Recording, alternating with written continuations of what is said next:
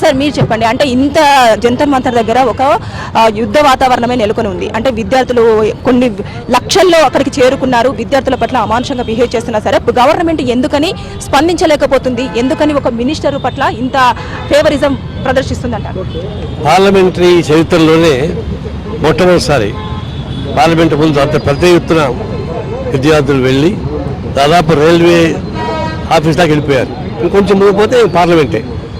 ఇది first time, ఇంతకుముందు ఎప్పుడు అక్కడ జరగలేదు. దానిపై అర్థం చేసుకోవచ్చు. విద్యార్థులే యువకులు స్వచ్ఛందంగా పోలీసులు పకడ్బందీని ఛేదించుకొని వేల మంది పోలీసుల దిగ్బంధాన్ని కూడా ఛేదించుకొని వెళ్ళడం అంటే దానిపైన గుర్తుంచుకోవాలి. అంత ఉద్యమం జరుగుతున్నప్పుడు దీన్ని వక్ర మార్గాల నాయకుడిని చేస్తున్నారు. అది వక్రం మనం చెప్తాం. ఇప్పుడు ఈ ఉద్యమానికి కారణకర్త సుప్రీంకోర్టు జడ్జి. ఆయన వల్లనే బుద్ధిగీల పేరుతో వచ్చిన ఉద్యమం ఇక్కడ దాకా వచ్చింది. ఇప్పుడు ఉద్యమం పెరిగింది, విస్తృతమైంది, పోలీసు సిబ్బంది ఛేదించారు.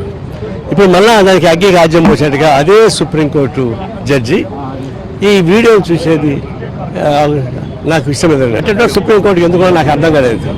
అసలు మొట్టమొదటి ఆయన పోవాలా, సృష్టించిన ఆయన, సృష్టికర్త ఆయన, బుద్ధికి ఉద్యమానికి ఆయన పలికింది ఆయనే. మరి చివరికి దాన్ని పరిష్కారం చేయకుండా నాకు ఈ వీడియో చూసే అవకాశం ఉందండి. ఇక్కడేం పని ఆయనకి మేము ఏమైనా ఖండిస్తున్నాం. మూడవది, ఇది కాంగ్రెస్ పార్టీ ఇప్పుడు ఓవర్టేక్ చేయడానికి కావాల్సిన పద్ధతులను చేసిన కోసం అంటున్నారు. నిజమే, కాంగ్రెస్ పార్టీ స్పాంటేనియస్ చేసే మాట వాస్తవం. ఈ పద్ధతి అంటే కేంద్ర ప్రభుత్వం పద్ధతికి లేదు కదా, ప్రధానమంత్రి పద్ధతికి పరిపాలించలేదు కదా. మీరు పద్ధతికి వెళ్ళినప్పుడు ఉద్యోగాలు పద్ధతులు అక్కడ వస్తాయి.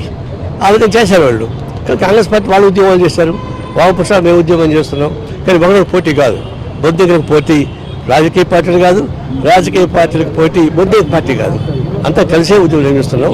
ఇది అర్థం చేసుకోవాలంటే ప్రభుత్వం ఉన్నటువంటి ఆవేశం చివరికి విద్యార్థులే కాకుండా రైతులు కలుస్తున్నారు, యూత్ కలుస్తున్నారు. ఇది పెద్ద ఉద్యమం వస్తుంది.